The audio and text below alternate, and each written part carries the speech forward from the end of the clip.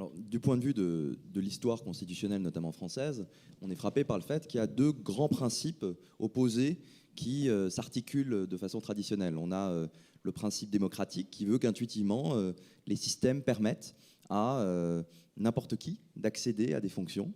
Et c'est évidemment la beauté du système, consistant à dire qu'après tout, il faut laisser le plus grand nombre émerger à des fonctions politiques dans la mesure où, et c'est évidemment à la mode aujourd'hui, une forme d'intelligence collective sera susceptible de procéder de la confrontation d'idées, des points de vue, de l'enrichissement. La délibération s'enrichira de la diversité des origines, des formations, etc.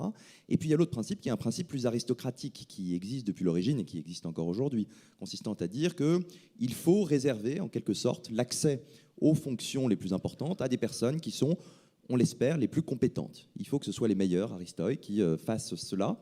Et en réalité, toutes les constitutions de l'histoire française depuis 89 articulent, si j'ose dire, d'une manière ou d'une autre, ces deux pôles. Le droit peut, d'une manière d'abord très diffuse, commencer à limiter l'accès aux fonctions politiques en disant on va mettre une condition tenant à l'âge. C'est quelque chose d'assez classique. Alors, partout dans le monde, aux États-Unis, il faut avoir 35 ans pour être élu, notamment pour être élu président des États-Unis. C'est-à-dire qu'on part du principe qu'un jeune responsable politique de 30 ans n'aura pas la maturité depuis 1787 nécessaire pour accéder à ces fonctions. C'est une première manière d'encadrer, si j'ose dire, l'accès à ces fonctions.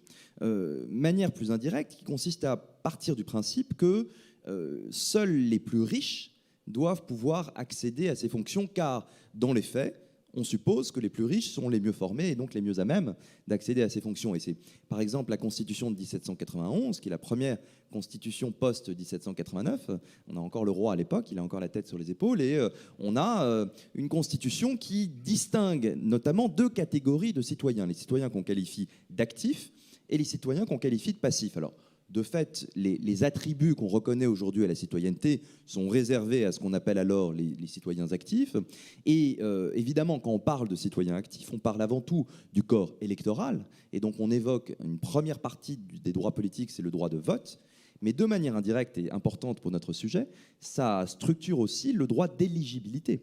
Et donc, on réserve les fonctions politiques par ce système à ceux qui sont capables notamment de payer en impôts l'équivalent de 3 jours de travail annuel.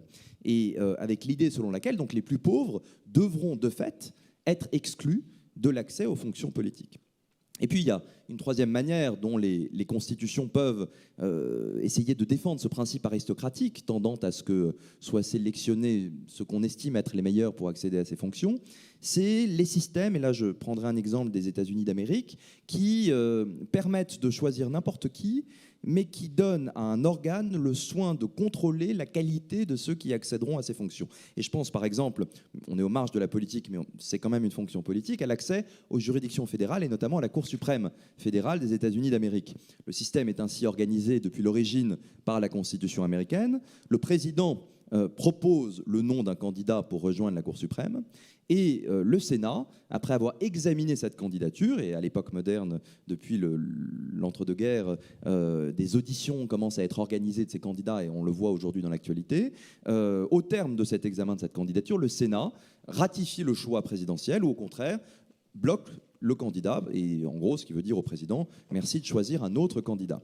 Ce système, il a une vertu démocratique qui est que, contrairement à ce qu'on trouve dans de nombreuses constitutions européennes aujourd'hui, en Allemagne, en Italie, en Autriche, la Constitution elle-même ne fixe pas de conditions pour accéder à ces fonctions de juge constitutionnel. Dans ces différents pays, il faut, d'une part, en général, avoir étudié le droit, et donc avoir été diplômé en droit, et d'autre part, avoir une certaine expérience dans l'une des trois grandes professions du droit, que sont la magistrature, le métier de la fonction de professeur de droit et la fonction d'avocat.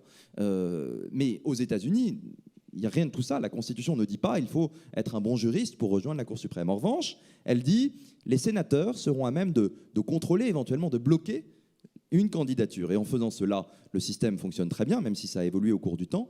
À l'époque la plus contemporaine, il est très très clair qu'un candidat qui n'aurait pas tout le cursus honorum nécessaire pour être un juge sérieux à la Cour suprême serait immédiatement bloqué par les sénateurs. C'est en tout cas le cas à l'époque contemporaine, puisque Roosevelt lui-même a choisi plein de juges de la Cour suprême qui avaient des carrières politiques brillantes avant, mais qui n'avaient jamais été juges auparavant. Donc il y a, il me semble, ces deux principes qu'on peut trouver dans toutes les constitutions démocratiques, consistant à dire qu'il faut permettre au plus grand nombre d'accéder, parce que si on restreint par trop, eh bien, on bloquera l'accès aux fonctions et on empêchera des personnes qui viennent de différentes origines et de différentes formations et de différents parcours d'accéder à ces fonctions.